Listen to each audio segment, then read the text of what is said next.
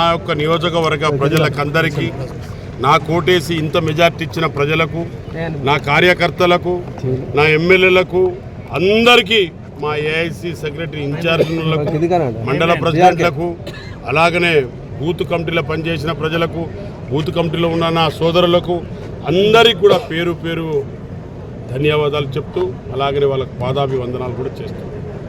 ఎందుకంటే ఇంత మెజార్టీ ఇచ్చి నన్ను గెలిపించి ముందుకు తీసుకుపోయిన ప్రజలకు, వారికి అందరికీ కూడా నేను స్వాగతిస్తూ వాళ్ళకు నేను రుణపడి ఉంటానని చెప్పుకు తప్పదు. అదేవిధంగా ఇండియన్ కూటమి రావాలని కోరుకుంటున్నా. కాబట్టి సాయంత్రం వరకు మనం వెయిట్ చేయవలసిన అవసరం ఉంది. సాయంత్రం వరకు చూద్దాం. ఇండియన్ కూటమి వస్తే తప్పకుండా మీకు రాహుల్ గాంధీ గారు తప్పకుండా ఆయన అన్న గ్యారంటీలు కూడా తప్పకుండా సక్సెస్ అవుతుంది. ఇండియన్ కూటమి వస్తే మా గ్యారంటీలను మేము తప్పకుండా ఇస్తాం. మొన్ననే రైతు బంధు కూడా ఇచ్చారు ముఖ్యమంత్రి గారు. మేము ఆగస్టులో కూడా రైతు రుణమాఫీ కూడా పూర్తి స్థాయిలో చేస్తాం.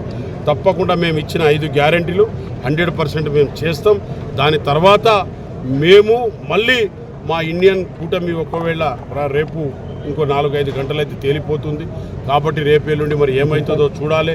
ఇండియన్ కూటమి పెద్ద భారతదేశం, అది ఏమేమవుతుందనేది దాదాపుగా అందరు ముఖ్యమంత్రులు అందరు కలిసి కూడా చేయవలసిన అవసరం ఉంది. కాబట్టి తప్పకుండా గౌరవనీయుల ముఖ్యమంత్రి క్యాబినెట్లో ఉన్న ప్రతి ఒక్కరికి కూడా వాళ్ళకు కూడా వందనాలు. మీరు ఎంపీగా ఏం చేద్దాం అనుకుంటారు? నేను ఎంపీగా ఏం చేద్దామంటే, నాకున్న ఆశయాలు కానివ్వండి, నాకు ప్రజలకు ఒక కోరిక. ఇక చెరువులు ఉన్నాయి, కొన్ని మోడికుంట వాగు ఉంది, ఇంకోటి మన పర్ణశాల బ్రిడ్జ్ కూడా ఉంది. అలాంటి కేంద్ర విద్యాలయాలకు అప్గ్రేడ్ చేయవలసిన అవసరం ఉంది. మోడల్ స్కూల్స్ అప్గ్రేడ్ చేయవలసిన అవసరం ఉంది. కొన్ని ట్రైన్స్ తీసుకురావాల్సిన అవసరం ఉంది.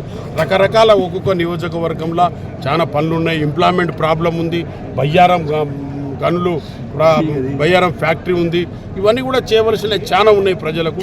అవి తప్పకుండా పోయినసారి నేను పూర్తిగా చేయకపోయినా 10 సంవత్సరాల గ్యాప్ వచ్చినా నేను ఇదే నియోజకవర్గంలో తిరుగుతూ ఇదే పార్లమెంట్లో నేను ఉంటూ ప్రజలతో ఉన్నాను. కాబట్టి నాకు ప్రజలు నమ్మి నాకు ఓటేసిన ప్రజలకు అందరికీ కూడా నేను వాళ్ళకు రుణపడి ఉంటా. వాళ్ళకు పాదాభివందనాలు. తప్పకుండా వాళ్ళ పనులు చేస్తా.